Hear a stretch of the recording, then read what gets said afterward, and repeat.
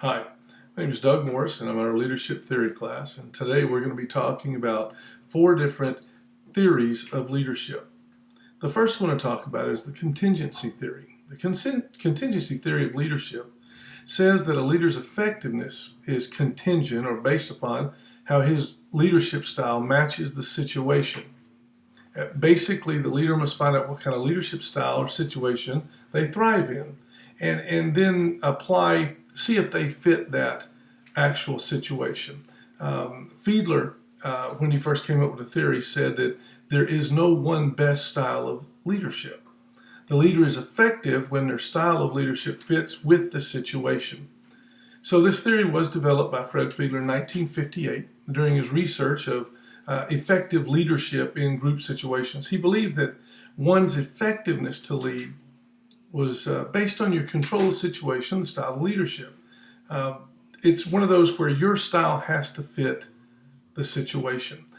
This theory assumes that the styles are fixed and they can't be adapted or changed.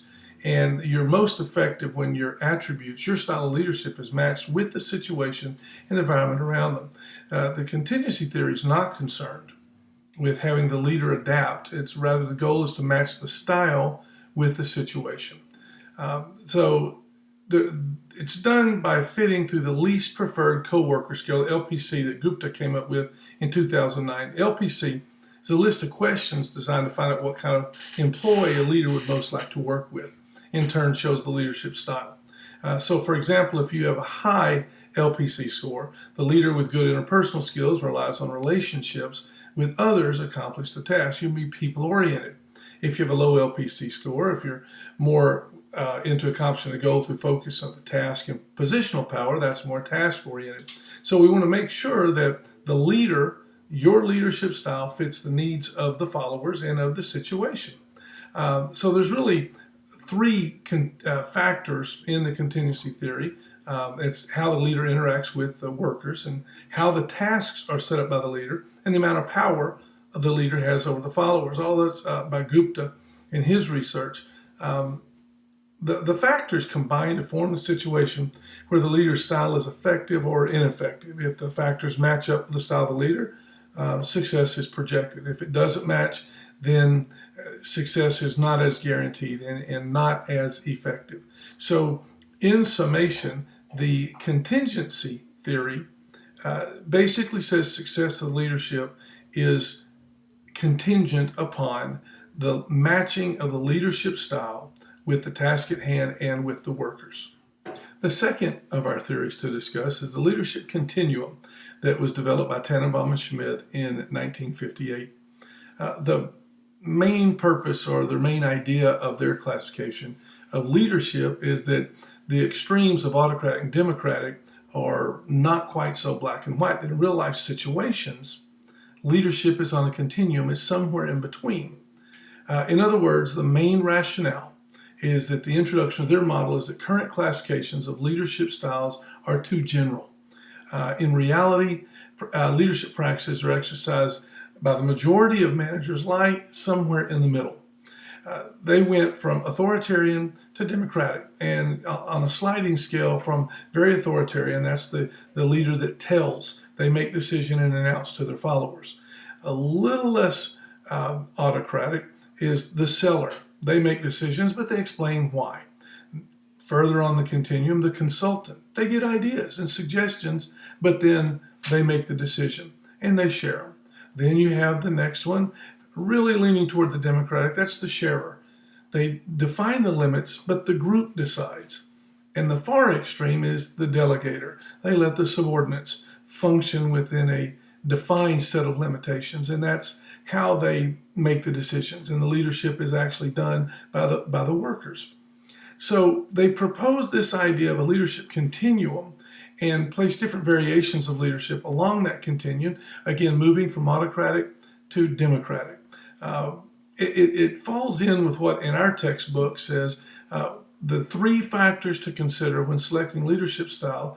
They're very subjective. In other words, determining which style to use and when is not clear in the model. The third of our leadership theories we're looking at tonight is path goal theory. Basically, simplistic terms, path goal theory is about how leaders motivate their followers to accomplish goals. Northhouse in 2016 said that this theory of leadership is concerned with enhancing follower performance and follower satisfaction by focusing on follower motivation. That's pretty straight ahead. There's different ways to do that. The behaviors that they go through in this is the directive leadership.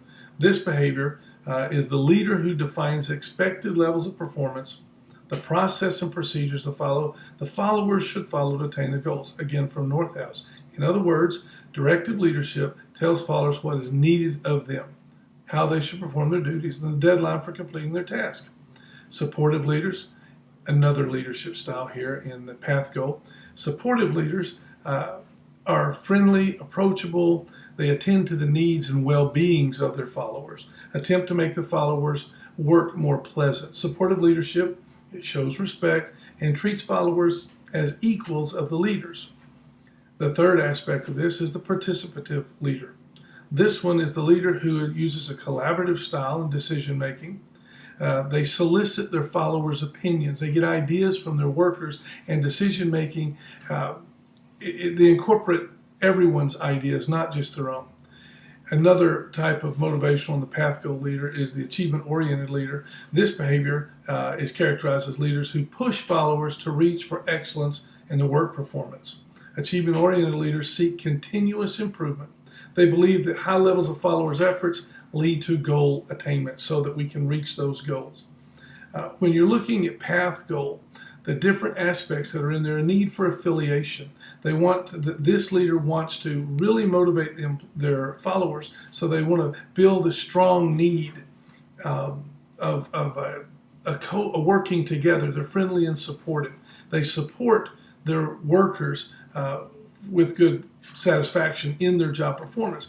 There's a preference for structure. Again, some people really function well in structure, so you set the path of least resistance so the goal can be attained.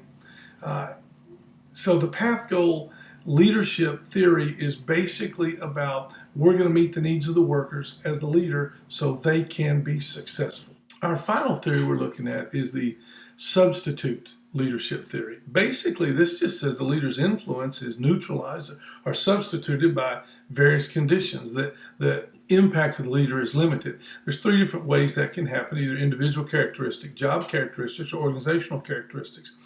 Basically, if the followers, the workers, have enough skill, they don't need leadership.